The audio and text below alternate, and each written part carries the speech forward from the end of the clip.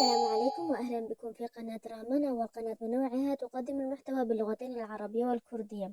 فيديو اليوم كما تعلمون هو عن إدارة التغيير، ولكن قبل أن نبدأ بالفيديو سوف نجيب عن سؤال تم طرحه في التعليقات الأسبوع الماضي، ألا وهو طريقة لتقليل السوشيال ميديا وخاصة الفيسبوك.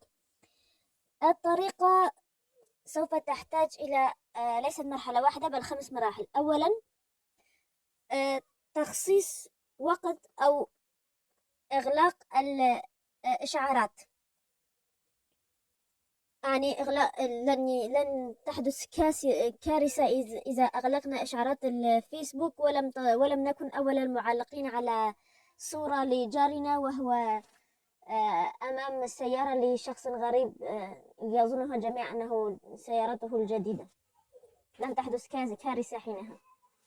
لذا نوقف إشعارات، يمكن أن نبقي إشعارات الماسنجر والفيسبوك والواتساب إذا كانت لدينا اتصالات ضرورية يجب أن نجيب عليها في وقتها. أما أشياء مثل اليوتيوب والفيسبوك فلا داعي لأن تصلنا الإشعارات منها.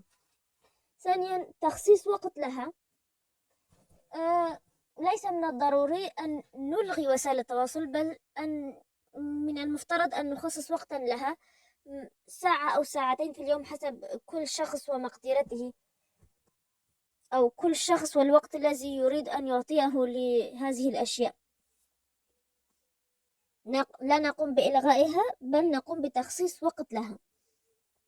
لا أقول أننا لا نقوم بإلغائها، أنه لا يجب أن يلغيها الناس، بل من الجيد أن يتوقف الناس عن متابعتها، خاصة إذا كانوا لا يتابعون أشياء مفيدة عليها. أما أولئك الذين يستفيدون منها فنخصص وقت معين لها. ثالثا اجعل الموبايل للاتصالات والسوشيال ميديا فقط. أي إذا أردت أن تقرأ، إما أن تشتري كتابا أو تنزل كتابا على اللابتوب أو الآيباد. إذا أردت أن أعمل على اللابتوب، اجعل الموبايل فقط للاتصالات والسوشيال ميديا. لا تدع كل مهامك على الموبايل. يظن الجميع أجل في هذا الزمن أصبحت الموبايلات ذكية وأصبحنا نستطيع القيام بكل شيء على الموبايل، حتى أنني أقوم بتسجيل هذا الفيديو ومنتجته عبر الموبايل، ولكن لأنني هذا ما أستطيع، يعني أنا لا أفعل هذا لأنني أحب القيام بذلك، بل لأنني مضطرة لذلك في هذا الوقت. أما الناس الذين يستطيعون، إذا أردتم قراءة كتاب اقرأوا كتابا ورقيا أو نزلوا كتاب على اللابتوب أو الآيباد الموجود لديكم. اجعل الموبايل له مهمة محددة، ألا وهي الاتصالات والسوشيال ميديا فقط. رابعا اجعلوا متابعة السوشيال ميديا كمكافأة إذا قمتم بما تودون بما تريدون أو ما يتوجب عليكم القيام به. مثلا إذا كان يتوجب عليك الدراسة لأن لديك امتحان، فاجعل بعد كل 20 دقيقة دراسة 5 دقائق السوشيال ميديا، مع أنه يجب على المرء بعد كل 20 دقيقة دراسة أن يستريح 5 دقائق، لا أن يفتح السوشيال ميديا أو أي عمل آخر إذا كان يتوجب عليكم القيام به وتشعرون بثقل المهمة التي تريدون القيام بها، التي يتوجب عليكم القيام بها. فحينها اجعلوا متابعة الفيسبوك أو السوشيال ميديا بشكل عام مكافأة إذا قمتم بالشيء الفلاني. مثلا اقتلاع الأعشاب الضارة من الحديقة يبدو أمرا مملا وغير محفز لكثير من الناس. يمكن أن يجعل الإنسان يتحفز أكثر للقيام بذلك إذا كافأ نفسه بعد التخلص من الأعشاب الضارة بمتابعة وسائل التواصل لمدة ربع ساعة مثلا. خامسا تابع من يهمك أمرهم فقط. تابع من لا تضغط على المتابعة على أي قناة أو صفحة إلا إذا كانت تفيدك.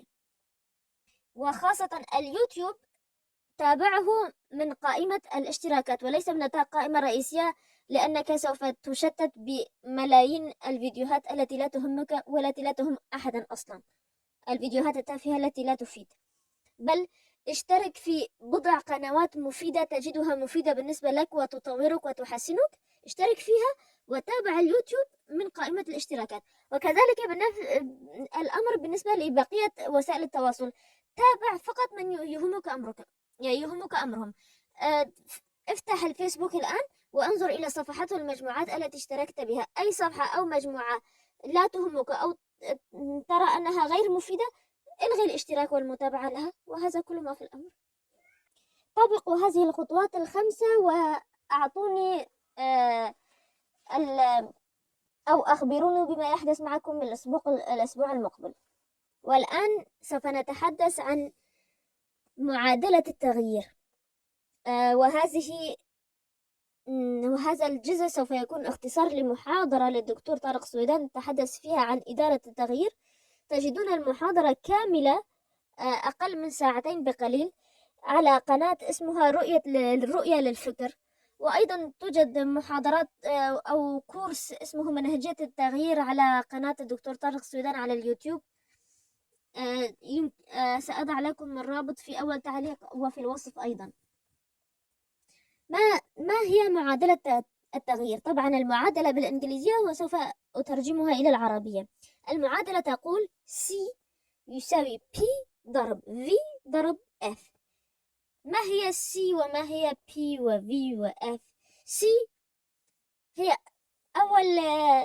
أول حرف من كلمة change أي التغيير، يساوي P pain أي ألم ضربي vision أو الرؤية تعني بالعربية ضربي F first step الخطوة الأولى.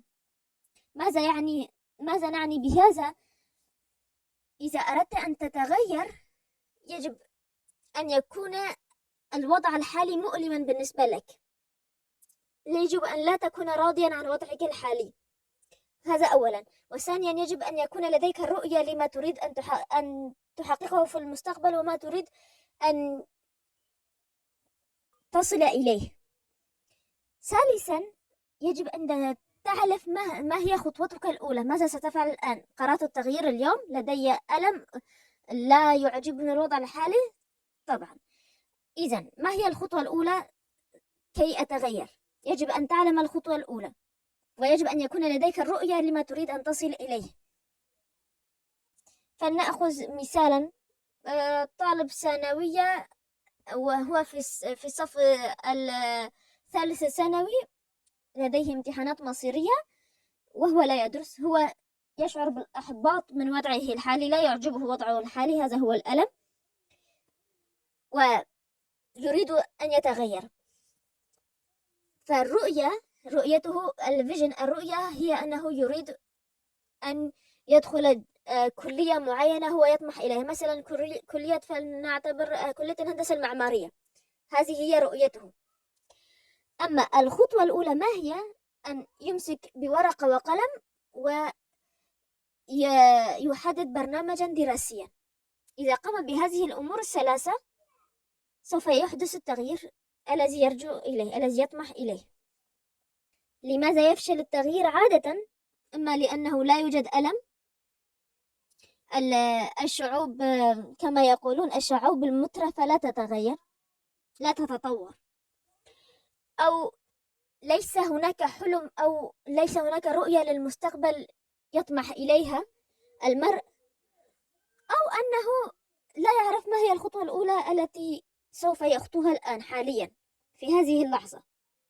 يجب أن تكون المراحل الثلاث أو العوامل الثلاث درجتها عالية. فإذا كان الألم كبيرا والطموح عاليا والرؤية عالية ولكن المرء لا يعرف ماذا سيفعل في خطوته الأولى، سوف يفشل التغيير، كما فشل في الكثير من الشعوب العالم بعد أن ثاروا ونهضوا على حكامهم الظالمين، وبعد أن أزالوا الحكام فشلوا في التغيير. لماذا؟ لأنهم لم يحسبوا حساب الخطوة الأولى، ظنوا أن الأمر سوف يحدث بسهولة، مع معايير أو سقف توقعات يكون عاليا بعد أن تنجح الثورة، ولكن الأمر يحتاج إلى وقت طويل والناس يظنون أنه سوف يحدث، أقصد بسرعة، والأمر يكون بحاجة إلى عدة سنوات، ولذلك يفشل الأمر.